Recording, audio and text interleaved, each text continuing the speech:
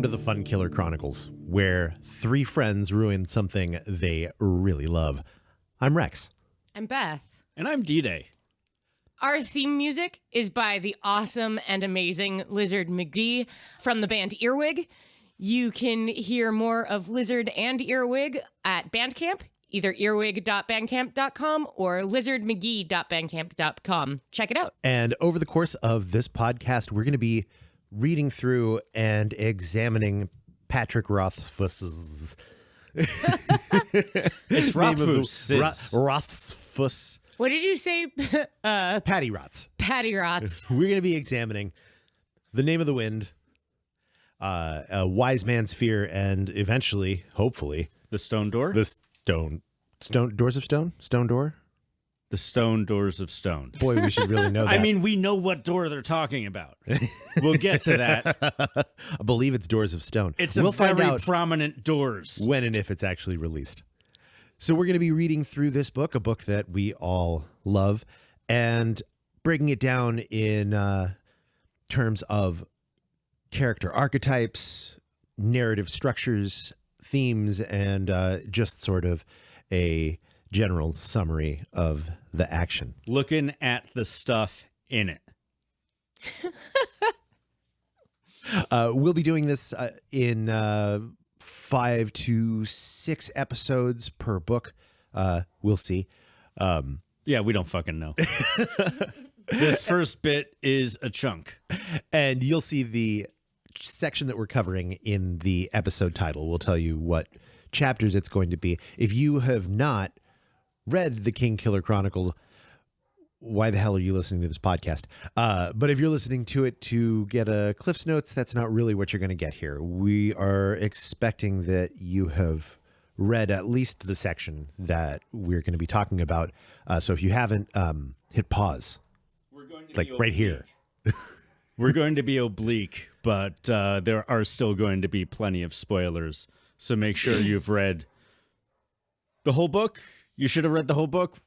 Why are you listening to this before you've read the whole book? D-Day sounding like my 6th grade lit teacher.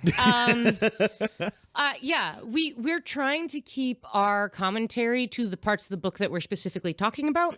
And we will do a transition near the end of our podcast where we talk about specifically about things that were different for us reading it a second or third or fourth or fifth time, and our predictions for the third book, which is not currently out. The Stones of Door. But we'll do our best to let you know when that change is happening, but you just read the fucking books. They're so much fun and they're so easy to read. Just read them.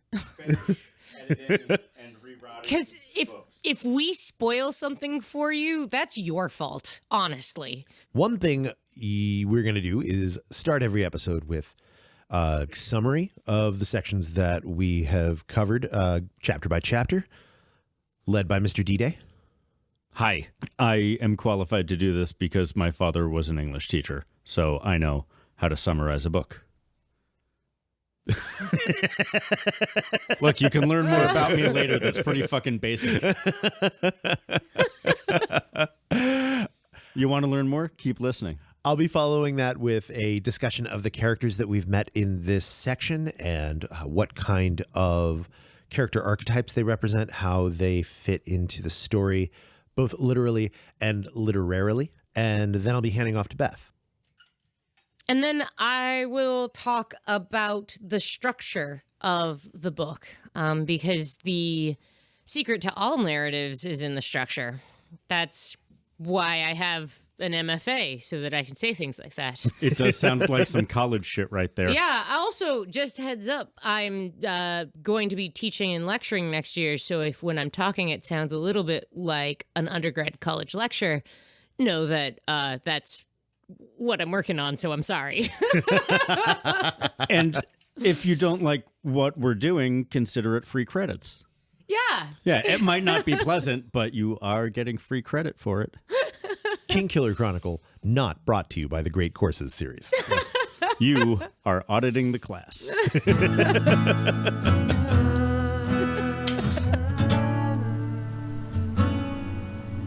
The Name of the Wind, Book 1 in the King Killer Chronicle, Chapter 0, Prologue, A Silence of 3 Parts. We open at an inn. It is the Waystone Inn, and what does it have in it? 3 types of silence. That's a lot of silence. The first is the silence of things that are lacking. There is also a small sullen silence of 2 men drinking, which is a counterpoint to the first hollow silence. We start first thing off with him telling us about themes.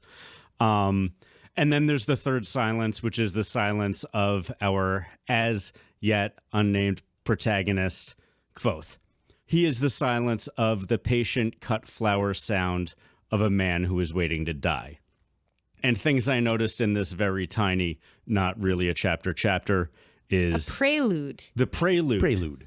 The prelude is that the innkeeper, I spoiled it already, is Kvothe, Coat, Elir, ton of other names guy. De Bloodless. There's not much there. No, there's really not.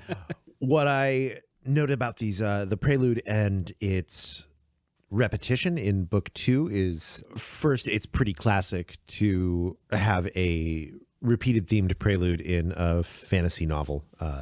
The Wheel of Time series does this at the beginning of every book. They have a very long, wordy prelude about a wind that picks up in the hills and then blows across the land and visits all the main characters and reminds you what they're doing in their complicated story arcs.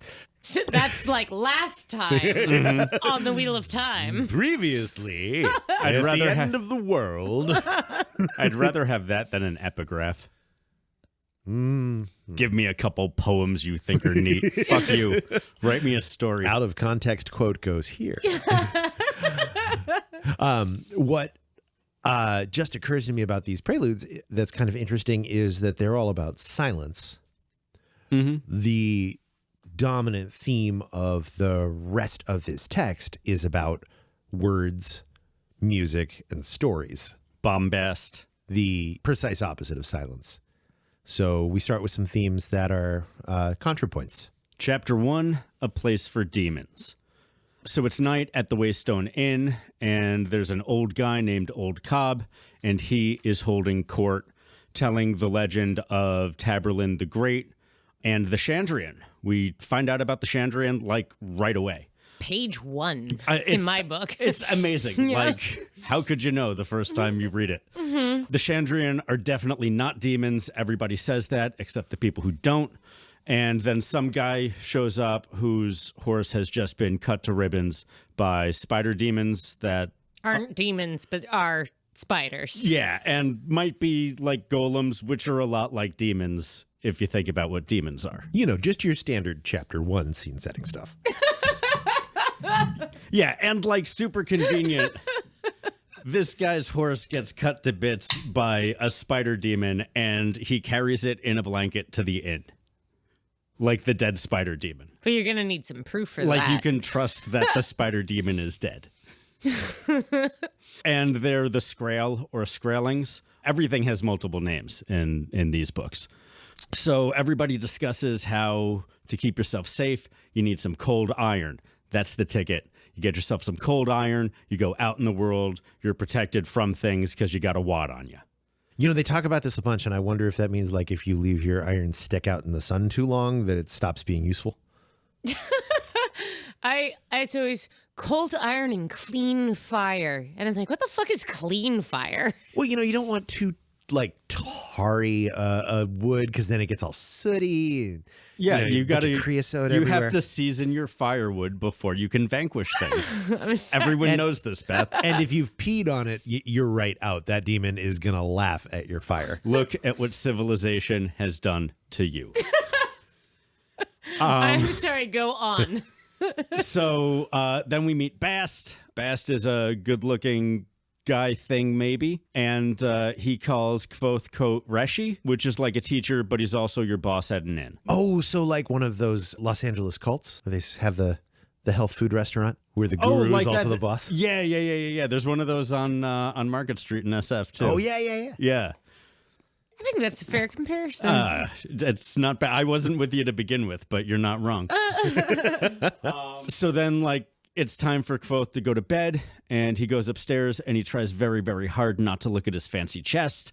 And that chest is locked 3 times, and we'll talk more about that later. I also have a very hard time not looking at my chest before bed. I'm just saying. Yeah, but you don't have a lock that cannot be seen on your chest. You don't know. You haven't seen it. Just one note that at this point, because you're all readers and you know this, Kvothe is our main character, but at this point in time, everyone refers to him as Coat, and he is also really unobtrusive. Yeah. He's a background protagonist. Yeah, So far. so far. And in this chapter, we get like the first real couple rules of 3. He doesn't name them explicitly. He just gives you a couple of triptychs of words, triads of words, Triplets? triplets of words, Examples? examples of 3 words each, sets of words. Well, there's the 3 locks that are each different. The lock of iron, copper, and the one that can't be seen, which I assume is the lock of the wind, but maybe it is the lock of the invisibility. The payment for Taborlin's amulet that we hear in Old Cobb's story is bought for an iron penny, a copper penny, and a silver penny. And then there's 3 things that can affect demons: cold iron, clean fire, and the holy name of God. Which is Pete. Don't let anybody tell you otherwise. He's got a lot of other names. So does she. But Pete is the holy one. You can find us online at askusaboutpete.net. I would call that like a triptych of concepts. Like that each concept is a triptych, that there's 3 parts to everything, which he starts by saying at the very beginning. Yes, there was also a silence in 3 parts. Right. So 3 is a good number to do things in. Well, we likes the 3s. Yeah. And O plus 1 plus 2 is 3, and we're on chapter 2, A Beautiful Day. Nice transition. Thank you. That's Is how that math what you works. call that? That's why we're doing an English podcast. Professional. Okay, so we've now got a chapter from Chronicler's point of view. He's getting mugged by some very genial ex-soldiers, and it is very droll. Droll? Droll. Gotcha. I heard that consonant there. Yes. Droll. It is very droll. The muggers take... Yeah. It is very Wodehouse. It is very Wodehouse. It's a Wodehousian kind of robbery. What's Wodehouse? PD Wodehouse? PG. Wodehouse. PG Wode. That's Right Ho Jeeves and... he wrote the Jeeves and Wooster books that were also a television series. It's fine. It's British. Unfamiliar to me. There's a world of media out there. You can't have been exposed to all of it. That whole sort of like English comedy of manners made its way into Douglas Adams as well, and Discworld. It's that sort of classical. It's funny because you wouldn't act like that in public. The conceit is that Wooster, a upper class twit, is made successful in the world by his genius of a Butler Jeeves. Can you imagine? So Chronicler is in this weird English like comedy of errors. It's a kind of like a Dick Cheney, George Bush kind of thing. You're not wrong. Yeah, like the muggers are taking his horse and almost all of his money, but he's nice and respectful to them, so they leave him coinage for food and lodging. So Chronicler tells him, like, don't drink that alcohol, that's poison. And it's very sweet in the way that they accommodate each other. And then Chronicler repacks his stuff. We find out that he's got hidden money on him, and he keeps going along on his merry way. And that's that chapter. And that's Chronicler. Yeah, that's Chronicler for now. The one thing that I noticed about that chapter that I really like is his feeling of, well, the worst has happened. And it wasn't too bad. There was a very funny nonchalance to the entire scene. It was great. You don't realize till much later it's because of privilege. Well, you don't realize that, but that's because of your privilege. Right. Thank you. Chapter 3, Wood and Word. A craftsman shows up at the Waystone Inn and brings Kvothe Coat a mounting board for his sword. The mounting board says folly on it, and that's really impressive that it says anything on it because you can't cut the wood and it doesn't burn. Bast seems completely baffled that Coat would want to mount his sword on a bar. God damn it. Can somebody please say what is going on in the scene? Bask is like really befuddled by why Coat would want to mount his sword. Thank you. Afterward, travelers arrive at the inn. And one of them is a tinker, and you're supposed to be nice to tinkers because they're barterers and craftsmen, and people need that sort of stuff. He sells his wares while children sing a nursery rhyme that is as foreboding as the nursery rhyme in A Nightmare on Elm Street. Or just Ring Around the Rosie. Yeah, or just Ring Around the Rosie. Turns out everything children sing is scary. They're singing about the Chandrian, as everyone does. That night, we're back at the tavern, the inn, the bar in the inn, the tavern at the Waystone Inn, and there is singing and joviality there. And if you haven't read the book before, you're very surprised to find out that Coat puts on a hell of a show, which makes one of the travelers at the inn recognize Coat as Kvothe from being an adventuring badass, just generally known in the world, and from having performed that well before. And this guy is like, oh, I've seen that show once before. So, which just goes to show you, it never fucking pays to show off. Stay in your lane. So at this point, Kvothe feigns an injury. He uses that opportunity to get Bast to drug this guy and to lie to everybody else about who Kvothe is and what he's been up to. And this is when I decided I liked Coat. Yeah, it's pretty. He does it so well. He fools Bast, this somehow supernatural being, that he twisted his knee or some bullshit thing like my knee. See, I'm just like Kvothe. I used to be an adventurer like you. Then I took an arrow to the knee. At the end of the chapter, it's the next morning. All the travelers leave. Nobody mentions Kvothe again.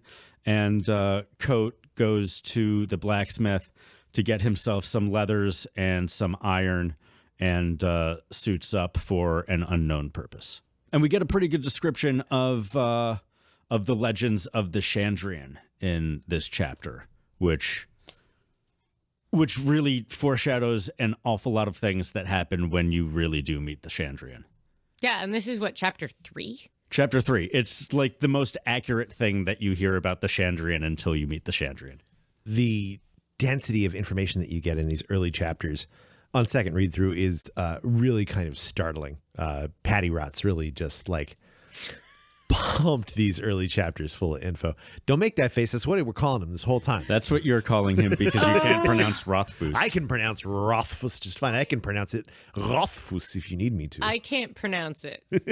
But it feels too personal to just call him Patrick. I'm just saying it wasn't a great choice to go into the whole making fun of the author's name thing in the first episode, which he very well made. That is not making fun of his name. That is making fun of Beth's inability to say his name. That's true. And you told me I couldn't call him PR. Yeah. Which was what I was going to go with because it cannot say his last name. Mr. PR. Mr. Patrick. Halfway to Noir, chapter 4. Everyone tells me that the town that the Waystone Inn is called Nowhere, but it's not spelled that way. No, it's halfway to Noir, which is where, your protagonist. It's great. Oh my God, is that a pun? The camera? We'll let you have this one as a pun, D-Day. Great. You've identified a pun. First. Okay, so we're back in the chronicler's point of view. He's been walking for days, and at night he sees a campfire and leaves the path to get some warmth. He finds a mysterious figure who he almost immediately finds out. He finds a mysterious figure who we almost immediately find out is Kvothe. And Kvothe is dressed like a homeless man with a big bludgeon of iron, and he's ready to take on some Skrael. Chronicler wants to bolt because a scary man in an apron and an overcoat and who knows what else just leapt at him with a bludgeon. So Chronicler is like, look, you can have this fire to yourself. And Kvothe is like, if you leave, you'll die. And then the Skrull attack anyway. And Chronicler immediately trips over his feet and knocks himself out. We switch to Kvothe's point of view. That's my fighting tactic, by the way. Just unconscious. One foot over the other, fall down and sleep. Yes. You can't hurt me here. Can't hurt you if you're asleep. So Chronicler is knocked out, and we switch to Kvothe's point of view, purely so he can take his jacket and shirt off and burn the Skrull with ash and rowanwood. You know, for the ladies. Don't look at me that way. You know you like that true red hair. Jacket and shirt off. Okay, so we switch to Kvothe's point of view so we can strip down and bury these Skrull as God intended. Naked. Right. Things I noticed in this chapter. Kvothe ends up burning the Skrull with just ash and rowanwood, but when Chronicler sings his half-delirious children's rhyme, he says that you have to dig a pit that's 10 by 2, which may or may not be important for more than just the rhyme scheme.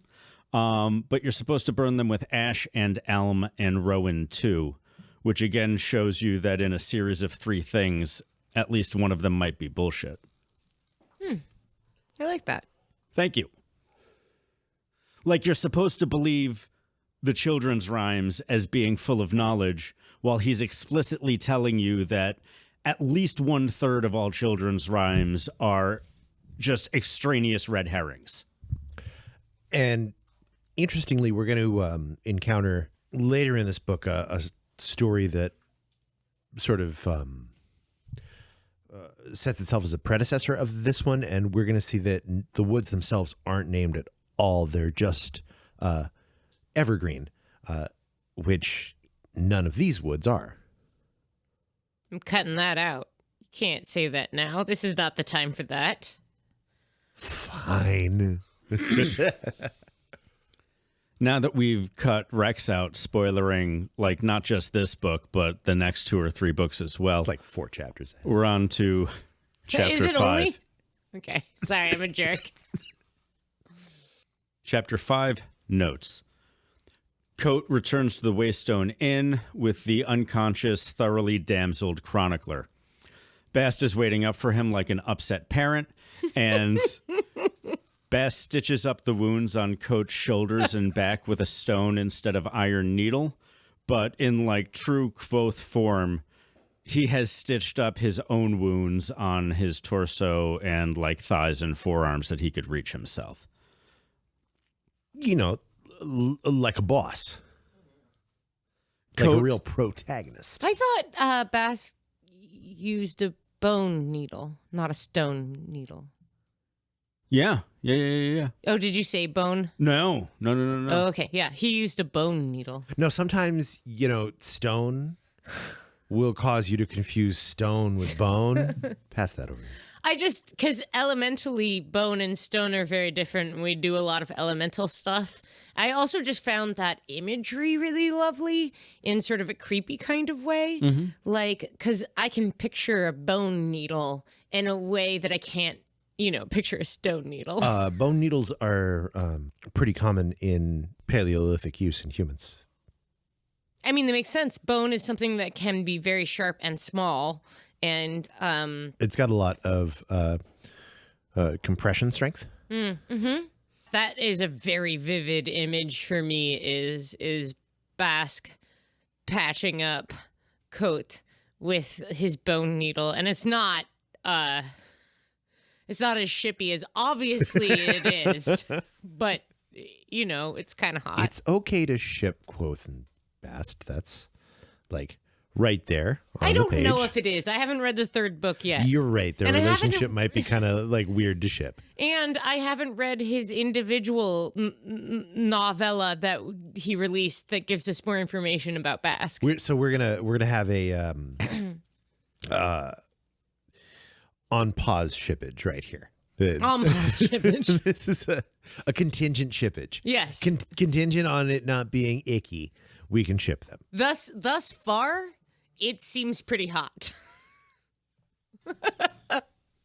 Okay, so Bast stitches up the wounds on Coat's shoulders and back with bone instead of iron needles. Coat goes to bed, and Bast sings him a whatever it is that you call a lullaby that you sing someone once they're already asleep. Stalking. Yeah, like a stalker Yeah, by. Yeah. Like a stalker by right out of a John Hughes movie. And then that's the end of the chapter. That is Stay my asleep. That's my favorite poem. Don't wake up as I stare at you sleeping. It might be real creepy, but I'm gonna keep doing it. What is going on? Is that a pre-existing property? No, That was as bad as a pre-existing property. pretty sure that was Brahms' lullaby. So it is. So, I wanted to mention at the end of this chapter that poem that Basque recites or sings at Coat's tired body is my thus far favorite piece of poetry. There's a lot of poems and songs, and this one I was like, oh, this does the thing, a turn that I expect a poem to do. In a very short poem, too. I mean, it's like a single stanza, essentially. Or is it two? It's longer. Where's my book? I don't have it. But we can go on. Agreed. I'm going to need a beer. Chapter 6, The Price of Remembering. One beer. Chronicler wakes at the inn, sees Coat downstairs at the bar, and just goddamn knows it's Kvothe. Chronicler wants... I mean, what do you think clued it in? Was it the bright red hair that nobody else in this universe seems to have? The true Please bright go red on. hair. Chronicler wants Kvothe's story. Kvothe long ago's Chronicler's advances, but Chronicler is like, dude, that was 2 years ago. And Coat is like, but now I'm Coat. Leave me alone. And Chronicler is like, no. It's 2 years ago, dude. We're done with that. Do you know how long these years are? It's like politician shit. Yeah. I have legit ridden further out than your stories have traveled. So in this exchange, we find out that Coat has created his own myths, and Chronicler... Some of them. He says the best ones, but of course he would believe that. That's true. But everything's colored by the bullshit that he has spread about himself. And at that point, Chronicler brings up some tragedy that happened with a lady he knew, and Coat does some honest-to-goodness Jean Grey X-Men shit to a bottle of strawberry liquor across the bar from him. Oh. Yeah. Yeah. And then he's just like, you think I'm Kvothe? I'll give you Kvothe! And it'll take 3 days to do it. And if you pull out, I'll probably kill you or something. It's a little bit of a turn. A little bit of a turn. Yeah, as like, yeah. The first draft of this said what his voice actually sounded like. That's my interpretation of the text. And things I noticed in that chapter is that Kvothe does his own marketing. He is someone who tells stories He's about a the boy stories boss. that he's telling as he's telling them. Yeah. Yeah, he's a fuckboy. He does Eventually. comment on his own narration even before we get to his own narration. Yes. Which is something that I love how much this story is the storyteller telling the story is telling the story. Which we can tell after this chapter when he starts telling the story he's telling. Boy, if you had not read this before you listened to this, that wouldn't make a goddamn lick of sense, and almost doesn't anyway. Well, I'm going to cut it out. Don't you worry. Please continue. Yeah. Chapter 7. Of beginnings and the names of things. Now it's the next day.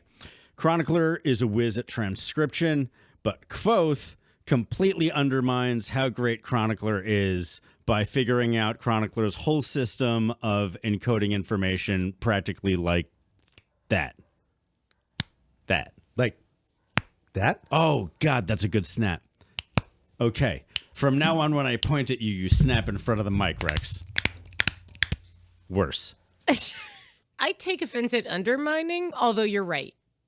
I take it He back. undermines his brilliance. It's not that he undermines the system. The system is incredible. Perfect. Yeah, but the brilliance of that system, like that someone can just grab it in 15 minutes. Like recognized like. You get this guy who's like, I wrote the book about dragons, and check this out, I invented stenography. And Kvothe is like, stenography? Oh, okay, I get it. Cool. Well, but he's like, prove it to me. Yeah. Like... Yeah, because Kvothe wants to watch Chronicler write down his whole story so he can make sure it's written down accurately. Because this is also, hey, spoilers, Pat Pirots. Patty Rot. I feel like, and this is no spoilers, is him confronting his own writer's block because his hero can't write his own story. Like, he can tell it, but he's gonna need someone to write it down. Like, Typing is hard. it's just words are complicated, sentences staying in the right the right point of view. It's complicated. Oh my God. So I understand. Quothe's got some grad school problems. You got to make your cases match up all the way through. I mean, he gives his thesis right at the beginning of his story, which is, I trooped, traveled, loved, lost, trusted, and was betrayed. So, like, why even read on from there? That's on the back of the book, like that monologue, which I will actually call a monologue in a way that I wouldn't call a lot of the dialogue in this book. I think the dialogue is really snappy at times, but like this is like the first genuine monologue that isn't a storytelling thing, and it's Quoth saying who he is in a way that. We now know after watching him fight the Scrael, we now have an idea that he is this person. And then suddenly on a dime, he goes from like, nah, I'm not this person. No, I'm going to hide this person. No, I'm going to pretend to injure myself in order to, so no one knows that I am this person, to, I will take center stage. Thank you. Oh, did you think I was this legend? Here is a legend for you. Yeah. Well, he's doing like a ringleader carnival barker thing. He's starting the story He's with writing the back of his own book. Ye. Yeah. Yeah, he's writing the back of his own book. He's Oh, that's probably intentional. Good job, Patrick Rothfuss. engaging in stagecraft. Chapter 8. Or no. Yeah, no, go. Oh, yes. Yeah, Chapter you're 8. doing great. Oh, yes. Chapter 8. Thieves, heretics, and whores. Get one more time. Chapter 8. Thieves, heretics, and whores. Thank you. Kvothe was raised by these traveling performers who, for the sake of argument, we'll call the Adema Rue. They have a baron who is their patron who greases the world's wheels for them. They have a baron. God damn it. No. It's fine. Keep going. You're doing. They have a baron patron who greases the world's wheels for them. Cut to, the mayor is a God-fearing people, and they don't cotton to performer folk round these parts. The mayor is a God-fearing people? Oh, Yeah. he sure is. Right after all this is resolved, the mayor immediately turns his God-fearing peopleness onto Abenthi the Arcanist, who has his own unpleasant interaction with the mayor, but now with 100% more constable. Ben summons a wagon-slamming wind and puts on a good shouting display with some sort of Magitech lights to scare away the bigots. Kvothe recognizes his shouting thing from theater and subsequently invites Ben to join their troupe, A, because he wants to be around that sexy, sexy magic, and B, I think because he recognized him doing some theater shit to get out of a problem. I mean, he immediately has a man crush on Ben. You can't deny that. He sees someone who he wants to learn from almost immediately. There is an unwritten rule in the protagonist rule book, which is entirely unwritten, that when Ben comes, you pay attention. Ben is there to help. If you ignore Ben, then that's the end of the story. Like, why would you even go on to the next chapter? Something I noticed that happened in this chapter is that it's already being reinforced to Kvothe to tamp down his righteous indignation because it'll feel real good in the moment to satisfy it, but it's not going to serve you well. Yeah, you're right. That's like the first thing that his dad teaches him, that we see his dad literally teach him. And actually, not to spoil the things we're about to cover, but it's really the only thing we get from his dad in terms of a lesson that we see. We're going to get this from his dad. We're going to get one thing from his mom, and that's it. Everything else is... Two things from his mom. Do we get two things directly from his mom? Don't go telling stories about people that you don't know everything about, and how to be a royal. But that's not really shown. That's reflected upon. Fair. Yeah. This is we get one scene of learning from dad and one scene of learning from mom, and that's it. Yeah, that's correct. Although there's learning that is implied. Yeah, there's a lot of learning that's implied and referred to. All right, chapter 9, riding in the wagon with Ben. What is it actually called? Riding in the wagon with Ben. Chapter 9. Ben's wagon immediately becomes Kvothe's rolling classroom of general science and sympathetic magic-based delights. Anyone who knows a little sympathy isn't an arcanist. We're told that directly because an arcanist has to be A+ #1 certified TM by the Arcanum at the capital U University. So remember that shit. You need a degree in this shit. You do. And now Kvothe wants that because learning is good stuff. And Ben starts learning Kvothe, and Kvothe Elir, first new nickname for Kvothe. Kvothe. Second, Reshi would be the first one. Jesus. Okay. We gotta be accurate here. This isn't the other podcast. Chapter 9, and we are on 3 nicknames for Kvothe already. Kvothe Elir is good at doing mental exercises and learning everything all the time. And that is that quick chapter. That chapter, I noticed a couple of things. One is that in building out the magic system for this world, the very first thing that we see, and a thing which is kind of like almost poo-pooed as not magic eventually, is sympathy. Oh my God, almost immediately he poo-poos it as not magic.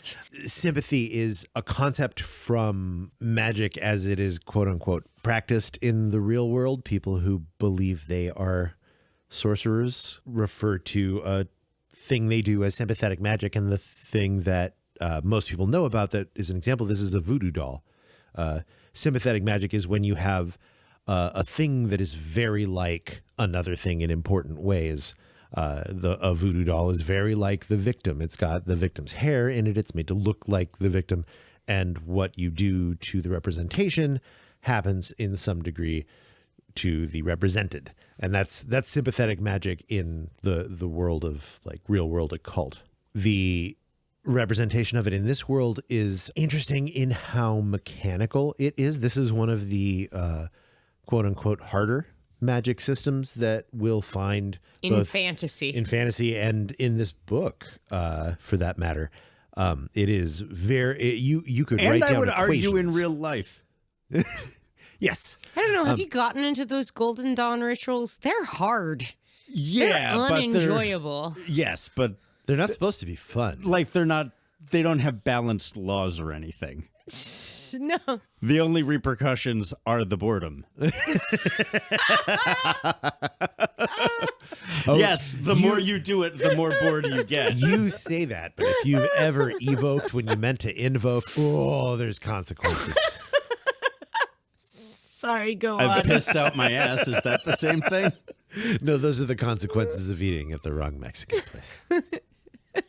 It's also problematic. It's just such an Oakland thing. Taco Bell is not an Oakland thing. That's also not a Mexican place. You tell that to the white supremacists who run it. Chapter 10. Ben teaches Kvothe Ellir about the power and flexibility of belief. The whole chapter is about the mechanics of sympathy and how Alar works. And how Alar works is like believing in the paradox of a Zen cone. Ooh, nice. Thank you. What's a Zen cone? In Zen, there are these puzzles, quote unquote puzzles. There are these little stories that really make no sense. They're questions that have no answer. The cliche one is, what is the sound of one hand clapping? Oh, I remember this from The Simpsons. Mm-hmm. When you study Zen, the like quintessential one is, has a dog the Buddha nature? And the answer is mu, and mu means no thing. The idea is that you sit and meditate and you hold this question and answer in your mind. You focus all your attention on it until its lack of meaning cracks open your perspective in a certain way. I would say, can Tehu create more Molly than he can boof? Telu. Telu? Wow, guys. Wow. Okay. I am. You're learning. We're all learning. That's really interesting. Thank you. Kvothe learns to believe rocks fall up, how to hide the mind ball, and to clear his mind with Heart of Stone. Why does that sound so dirty, hide the mind ball? Because I wrote it. Right. I wrote it and I read what I wrote this time instead of trying to paraphrase it live. Chapter 11, The Binding of Iron. Right away, Kvothe learns sympathetic binding of parallel motion from Ben, which is the ability to move one thing using the movement of another thing. Kvothe is taught this technique with some training wheels, but he discards them pretty quickly because he is an ace student. Sympathy works a lot like magic physics in terms of conservation of energy and mass and things that all of us and all of you listening probably only understand very sparsely. So let's just say that sympathy works like physics. Later, Kvothe is singing a song about Lady Lackless, and his mother hears it, and it's like, don't sing rumors, it's bad. And that's a chapter. And there we see the one lesson we get from his as of yet unnamed mother. Yeah. The lesson is, don't speak negative things about people you don't know. Mm-hmm. Don't spread negative words. Also, I kind of half think she's a Lackless. Oh, yeah, we don't really know her. We have to save this for the end. Mm-hmm. But, yeah, we don't really know her lineage. Yeah, we don't have nobility. her actual last name. That's true. When we find out about her potential heritage pre-being a Daemaru, it's all guesswork. We don't have any actuals. We just know she's noble. Mm-hmm. Uh-huh. And she ran off with the circus folk. And I think I want to highlight here that what she really says is, be careful what you're singing. Mm-hmm. It's really specifically constructed that way. And I think it's a comment on media. Like, seriously, if you're just saying this stuff about these magical creatures who want to remain in the quiet and do evil things, or nobility who might hear the song and become embarrassed by it, if you're telling people that on top of a soapbox and shouting it, it's got much less sway than if you put a banging tune to it and it becomes an earworm. And they hear this really catchy, terrible song about what shits they are. Oh, D-Day, I didn't realize this was going to become a Tavistock podcast. I told you, if you're going to bring that Lyndon LaRouche stuff to this podcast, we can't do this. What am I being accused of, Beth? Can you translate for Rex? He's being esoteric again. Please continue. Okay, but make a note. We need to suss this out later. I'm still really confused. I'm like 1/3 of the way there. I know about LaRouche. Chapter 12. Chapter 12, puzzle pieces fitting. Oh, hey, I did want to say one of the things that you mentioned was the education we see directly from Quoth's mother. Well, she has one of my favorite lines, and I'm a playwright, so I think in lines a lot. I find witty dialogue really engaging. And it's when Quoth is rejecting learning all the courtly manners. He says the equivalent of, who the fuck cares about which dude is that dude and who's more important? And her answer is, they do. Which I think is like a very lovely, like, grounding moment in how the structure of this culture works. You're actually right. That is a second bit of described education we get from his mother, his as of yet unnamed mother. His not yet posthumously unnamed mother. There goes my entire thesis. Does it? No, not at all. Okay. Please continue. Yeah, sorry, D-Day. This has gone off the rails. Let's go on. Chapter 12. Puzzle pieces fitting. Quoth's dad, Arl, is talking to Ben. I can't believe it's Arl. Look, Quoth's dad, Arl, is talking to Ben about the song he's writing about the goddamn Chandrian for some fucking reason. And worse, he wants it to be historically accurate. He wants to put the real names in it. And Ben is like, you really shouldn't. And they kind of laugh at him for it. And he's just like, no, really don't. Quoth overhears all this and Ben telling Quoth's folks what a smart smarty pants he is. And Ben says Quoth has the smarts to go to Capital U University. And Quoth is so thrilled he doesn't notice any of the foreshadowing. Nor does he comment on how horny his parents are through this whole thing.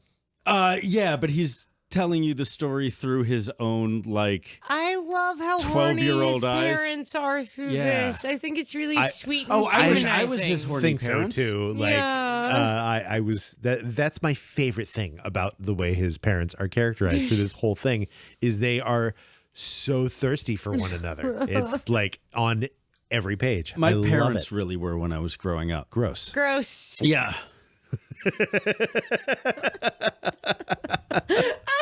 I thought so too. Some of my friends were like, it's nice. My parents hate each other. And I was like, it's not nice. Dude, it's only cool if it's fictional. My dad was once asked to be the poster boy for a nudist retreat. Oh, that's actually, I wish he had done it. Yeah, I'm sure he does too. I can really show you some pictures of him with like his athletic socks up to his knees, and him just practically like busting out of some really short jogging shorts. But go Make on your about, top lip twitch.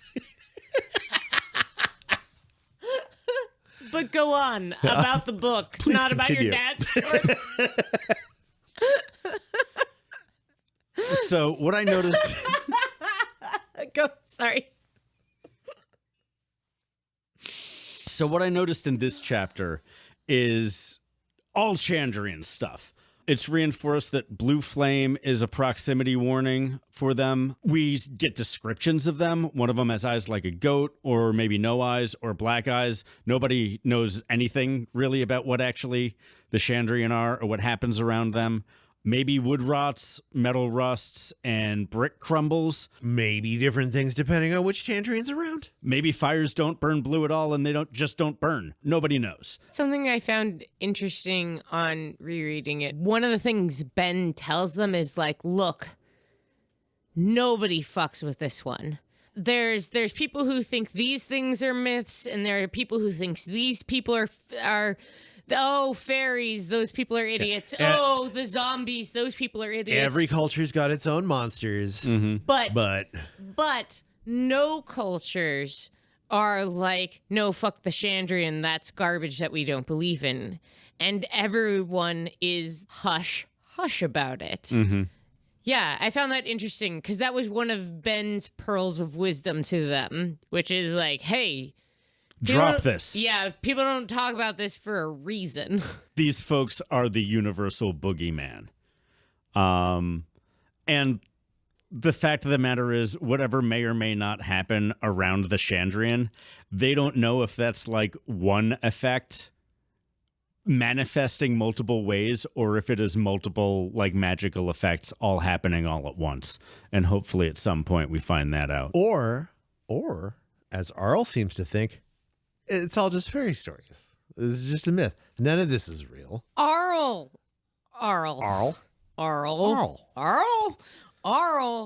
has a deep belief in the power of narrative. He doesn't know. He doesn't believe in The superstitious shit. Right. He understands that creating stories is important. He just doesn't believe in any of the superstitious shit. He believes that stories are important. He would never say that names are important in the way that Ben seems to think.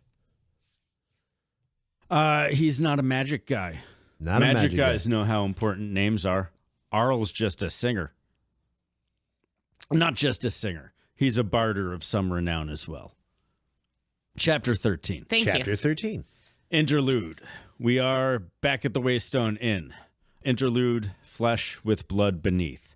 Bast has been eavesdropping on this whole story. We expect that Kvothe knows that Bast has been listening, but we're not sure. Chronicler notices there's something off with Bast, pulls out his cold iron, which hurts Bast in some way, and Bast like immediately attacks Chronicler, but is stopped by a one hand on the wrist by Kvothe to Bast restraint. Kvothe makes them play nice with each other. Then he goes back into the story, and now we know that Bast is listening as well as Chronicler. This is the first time we really get to know what Bast is really like. This is the first moment of like mask off fantasy in this book. We've had sympathy, which is this like really rigid, hard magic system, but now we've got somebody with cloven hooves and blue eyes. We had spider monsters from like chapter 1. Ah, shit, you're right. I feel like the spider monsters in the Bast and all of the magic that is inherent in the framing device is Patty Roth's dragging us back to the present because the historical narrative is so overwhelming in a way that the setting narrative can't possibly be, because the historical narrative is starting at the beginning and it's explaining everything to you. Right. Whereas, it has to do some real like Act 1 stuff. Right. Where is the narrative that we start in? You're just dropped into a world. Nothing is explained to you. There are some people telling stories and there's some monsters and you have no grips other than magic is not real, except sometimes it is. And demons aren't demons except they're demons. Except there are demons. Wanting to stay in the young Kvothe narrative is really understandable. I appreciate it and understand it when he jerks you back out to the framing device, because clearly that's going to matter eventually. We can't just let go of old Kvothe and Bast and Chronicler. We can't let go of Kvothe and Bast and Chronicler.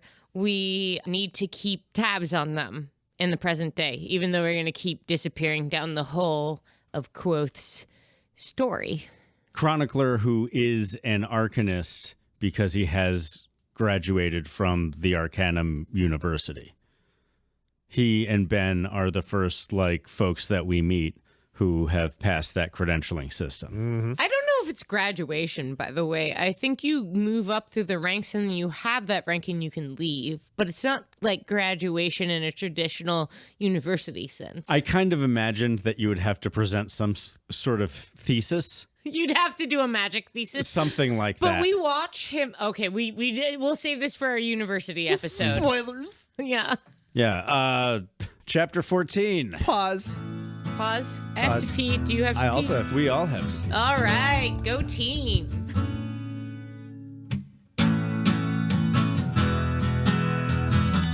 Chapter 14. It's winter, and Ben is teaching Kvothe the fuck out of some sympathy. Kvothe really wants sympathy magic to be much cooler than it is. I think it's pretty cool. It is not magic-y enough for Kvothe. Quoth wants nothing of this really awesome thing. Oh no, I can only do this incredible thing. I get it. He wants magic that is like non-rule-bound magic.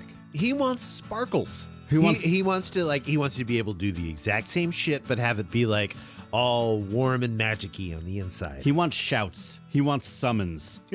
He wants game-breaking shit. He wants that shit when you get it, you're just like, oh, the next like half hour's worth of battles are going to be cake. He wants that first Indra. He's like, oh shit, here he we wants go. that fucking wind! That exactly. I think that's the best. He wants the wind! Yeah, He's so just- that's winter. Yeah. And now it's summer. And Ben teaches him and us a lesson on sympathetic conservation of energy using how you boil some water. Then Ben wants Kvothe to knock a bird out of the sky, and Kvothe's like, no, that's shitty. And Ben's like, tell me how you do it anyway. And Kvothe's like, fine, I do it like this. And Ben's like, well, if you couldn't do it like that. And Kvothe says he'd use the wind to snatch the bird out of the sky or some shit. And Ben's like, oh, yeah? And then Kvothe does it, and in the process nearly kills himself lung-wise. Ooh, he did it wrong. Yes, he did. He learned the name of the owl. Turned himself right the fuck off. Name of the yikes. And Ben saves his life by calling the wind and pushes it into Kvothe's lungs. Real quiet wagon ride back to the troop. The troop has camped next to a gray stone, which is also known as a standing stone, which is also known as a waystone. Which is also known as foreshadowing. I don't think it's foreshadowing if you started off at the Waystone Inn. Post-shadowing? Details! Ongoing foreshadowing? We'll talk about this at the end. Go on. Waystones grant good luck or something. Everyone seems to agree to that. Ben tells Kvothe that Kvothe's lung trick was clever and thoughtless, which is one of the most dangerous things that you can be as somebody with power. We learn a tiny little thing about the Chandrian song that Arl is working on. Arl. It has something to do with Lanray? Lanray? Lanray. He's a prince or a king or something, and he's arrogant, and Kvothe is only 12 years old.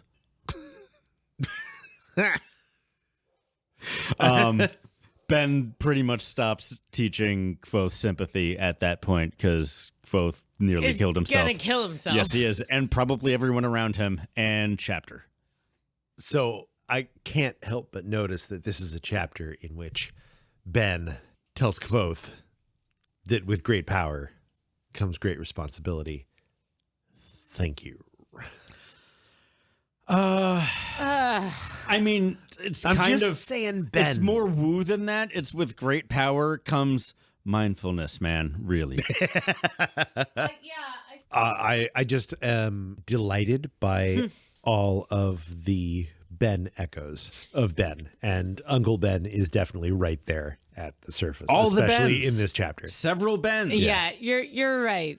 Ben tells him with great power comes great responsibility. After Ben taught him Great power. great power. As somebody whose middle name is Ben, Is your who is middle name Ben? yes, I've looked it up before. If I'm not mistaken, Ben means the Lightbringer or son of the Lightbringer. All these biblical names are weird. My name means house. So you're like a doctor. You're like a British doctor pretending to be an American doctor. Chapter 15. Sorry. Chapter 15. Distractions and farewells. Chapter 15. Distractions and farewells. Ben meets a lady. And you know what? He's going to hang around for a while. Ben's going away party and Quoth's birthday party get combined, and they have an amazing celebration of excitement and delight, and Quoth gets a bunch of presents, which is an entire little arming of the hero. And then the rest of the party is singing and dancing and like an open mic performance of performers for performers. And everyone's just killing it. And they go to Arl into singing. Arl!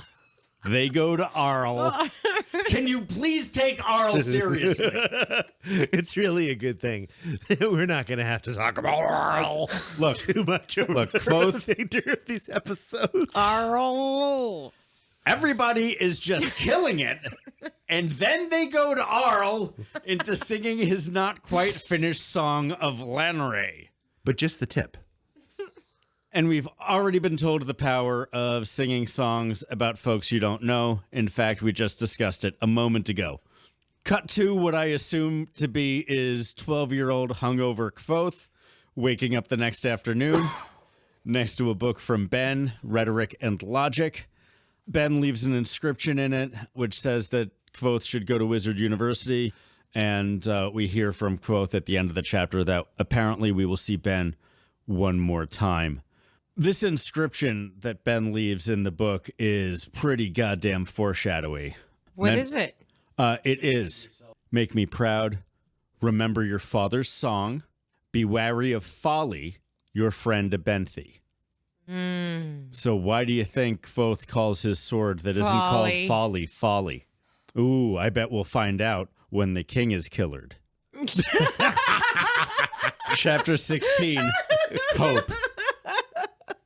Guys, do you think Chapter 16, called Hope, is going to be about hope? Quoth is bummed, but everybody in Quoth's troop family knows how to lift Quoth's spirits, which is, of course, by teaching him shit.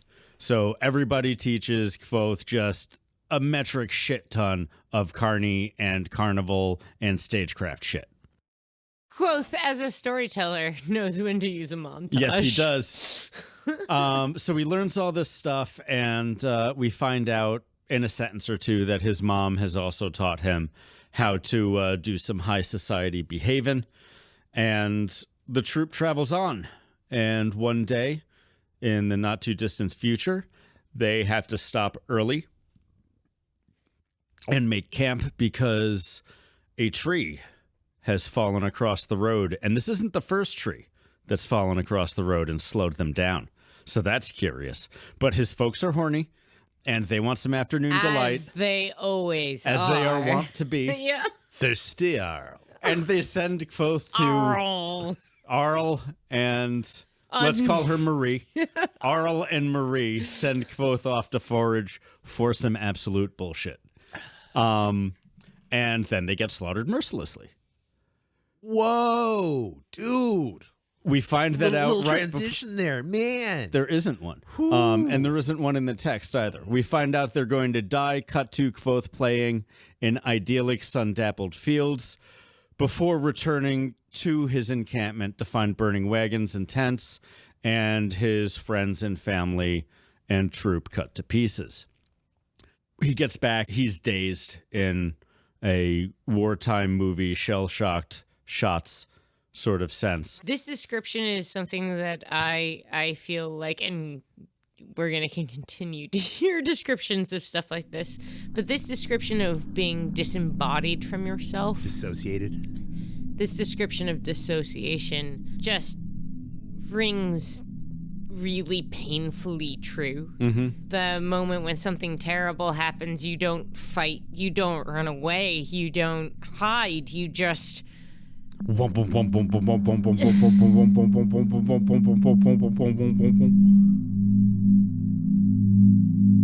think it's interesting in the chapter that he sits down next to a fire. Like, it's just such a good chapter. Such a good bad chapter. And we will continue on in Patrick Rothfuss'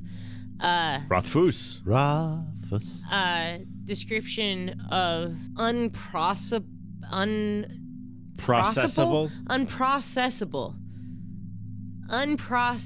pain. Mm-hmm. It's monstrous. It it's is horrible. Supreme trauma. Mm-hmm. Kvothe is bombarded by all of this and hears strangers' voices over by what turns out to be his parents cooking fire. And as he comes upon them, he is exposed, and this one dude, like, is up in somersaults over and, like, is about to attack him all at once. His name's Cinder, and he's terrifying, but then there's this guy who is even more terrifying than that. His name is Heliax, who my autocorrect wants to keep changing to Halifax, but Halifax is not scary. Heliax has no head. He's wearing like a hoodie cloak. He's just a fog of black in it, and he's terrifying, and he's also like the Chandrian's middle manager, and is super upset that he's shown up, and everybody's kind of fucking off and not doing whatever our nefarious purpose is, guys. So Cinder toys with Kvothe for just a couple seconds before Haliax, before Haliax gets all pissed off and makes them all disappear and get the fuck out of there, which is when all of the fires in the camp that had been burning tinged with blue are now burning just like regular fire is. He hears something that makes him leave. It isn't just like, let's fuck off before we kill this kid. No, they were running away from something. They're running away from something. From the Amir or the singers or the chirp whatever thing that he says very explicitly that he is protecting the Chandrian from. There was a third thing. There's always a third thing. There's always a third thing. That's actually the name of this podcast. There's always another thing. Yeah. So Haliax says the Chandrian are there explicitly to serve his purpose, and stop fucking around, and oh no, what is that, and goodbye. And Kvothe is just like left there in the middle of the smoldering ruin of his people. Entire life. Yeah, is a shambles. Existence. And he goes back to his parents' wagon and like looks through their stuff and has like a shell-shocked fall asleep right there on their bed, and wakes up to the wagon smoldering, which is when he gets his father's loot, and he gets the knife that he was given and the book from Ben, and I believe he has his little robe with all the pockets that he gets on his birthday as well, and he fucks off. He walks and he plays his lute, and he walks and he plays his lute until his fingers bleed, and he walks some more, and then he sits and he plays his lute, and he falls asleep. Oof. And then we come to chapter 17, our last interlude of this episode.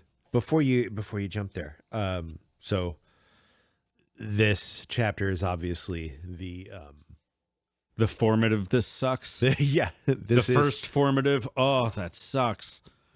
This is where the real action of this story begins. This is the inciting incident, as we would call it in the exciting incident. During my exciting incident, I was playing in a field. This has been deeply foreshadowed in nearly every chapter that's preceded it. We know exactly who is coming to get Kvothe's folks, and Chandrian. We know the limits of what we can know about them, and a pretty good chunk of information about what we might actually know about them. Kind of. We like get a little bit of confirmation. We find out that in some of the poems that describe them, the descriptions are at least some of them accurate. We don't see the rest of the Chandrian, and they do disappear, which we had heard that they can do. We see Kvothe's heart ripped right out and watch him fall into shock and dissociation and almost burn himself up in this state. We see him dive into music for solace. And you mentioned earlier that there's this arming of the hero, and almost immediately one of his heroic weapons is swapped. He was given a lute. That's not the lute that he leaves camp with. He leaves camp with his parents' lute. He's gone from the wooden sword to the shitty iron sword already. Mm-hmm. Well, it's not a shitty iron sword. He goes from a shitty iron sword to like a master sword that he can barely wield. I'm pretty sure his dad's loot is like a masterpiece. It's not a Stradivarius in their world, but like that is Arl the Bard's loot. Sorry, I'm just frowning about the next episode. Go on. Let's go to the last interlude, and then we can finish our sum-uppins. The sum-uppins. The fun killer sum-uppins. Chapter 17, Interlude, Autumn. Bast is sad. Kvothe is toxic masculinity and defensiveness. For me, it's interesting because I found it to be a relief as a reader for him to be like, hey, it's fine, whatever. To have that moment respite of, yeah, he got through it. We're with him now. He's an adult. He's handled it. This is the thing that I like about them. It's been 14 years, Beth. Move on. You've got permission not to feel like you just watched a child see his entire family murdered by monsters. It allows you to be like, right, our main character has perspective on it now. I think this is one of the really hard things about the chapters from now on. When he has perspective and you know he came through it and it's him, it's a little bit of a reassurance. Because that's really brutal in everything that we've heard thus far in this story. And we can spoil nothing by telling you we already know that Kote is in his mid-20s. And the events of these next 3 books can't cover more than 4 or 5 years. All of the horrible things that may happen to Kvothe in the future narratives are going to be happening to a child. So having his adult self represented as well, a whole, 16 to 24-year-old. I mean, I consider a 24-year-old a child, but that's only because I'm old as fuck. This Kvothe is 12. Yeah, this Kvothe is 12, and he's 15 when he leaves Tarbeen. But we aren't talking about that yet. We aren't talking about that yet, but we know that this is a 12-year-old boy at the beginning of this story, and we're not going to see more than an early 20s man at the end of the story. So we can be ready for bad things to happen to a kid.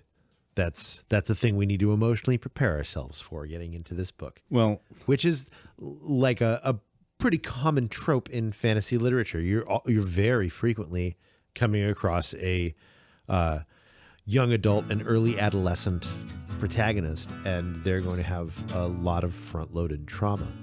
How common a trope is the orphan hero? You got to kick the shit out of an Anakin so you can get a stoic young man out of him. You do, but you want to keep him away from the sand.